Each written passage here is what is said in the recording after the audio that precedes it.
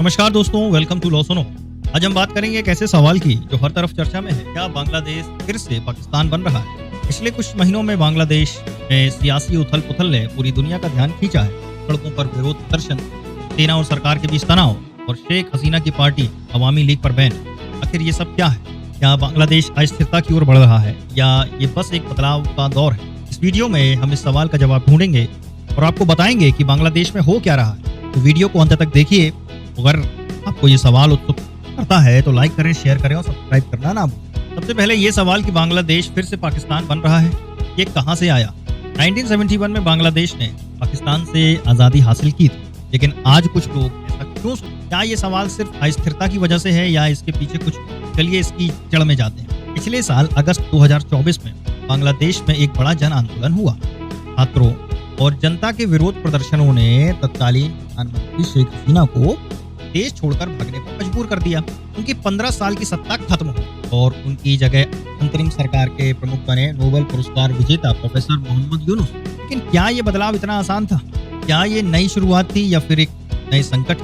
अब यहाँ से कहानी और पेचीदा हो जाती है। यूनुस की सरकार को कई चुनौतियों का सामना करना पड़ रहा है। सबसे पहला बड़ा मुद्दा है सेना के साथ तनाव। बांग्लादेश की सेना के प्रमुख जनरल वाकर उज जमान ने साफ कहा कि देश का भविष्य एक गैर निर्वाचित सरकार तय नहीं कर सकती।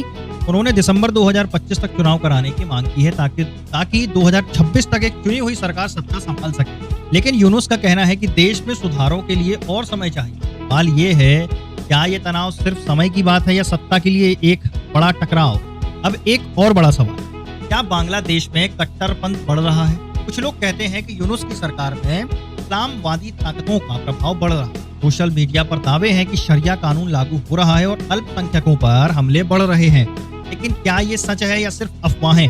हमें ये समझना होगा कि क्या ये बदलाव धार्मिक कट्टरता की ओर ले जा रहे हैं, जैसे कि कुछ लोग पाकिस्तान से तुलना करते हुए कह रहे हैं। एक और महत्वपूर्ण घटना है अवामी लीग पर बैन। शेख हसीना की पार्टी जो दशकों से बांग्लादेश की सियासत में छाई रही, उस पर मई 2025 में आतंकवाद विरोधी कानून के तहत प्रतिबंध लगा दिया गया। सरकार का कहना है कि 2024 के विरोध प्रदर्शन इस सैकड़ों लोगों की मौत के लिए अवामी लीग जिम्मेदार थी। लेकिन क्या ये बैन लोकतंत्र के लिए सही है? क्या इससे बांग्लादेश की सियासत और बढ़ जाएगी? संयुक्त राष्ट्र ने भी चेतावनी दी है कि इससे लाखों वोटरों का हक छिन सकता है। इसके अलावा बांग्लादेश की विदेश नीति भी चर्चा में है। भारत और पाकिस्तान के बीच तनाव ने बांग्लादेश को एक नाजुक स्थिति में लाकर खड़ा कर दिया। अब कुछ लोग कहते हैं कि यूनुस की सरकार पाकिस्तान के करीब जा रही है, जबकि सेना भारत के साथ बेहतर रिश्तों की पक्षधर है। क्या बांग्लादेश फिर से क्षेत्रीय शक्तियों के बीच फंस रहा है, जैसा कि 1971 से पहले था? तो क्या बांग्लादेश सचमुच पाकिस्तान बन रहा है या ये सिर्फ एक डर है जो अस्थिरता, अनिश्चितता से पैदा हुआ है?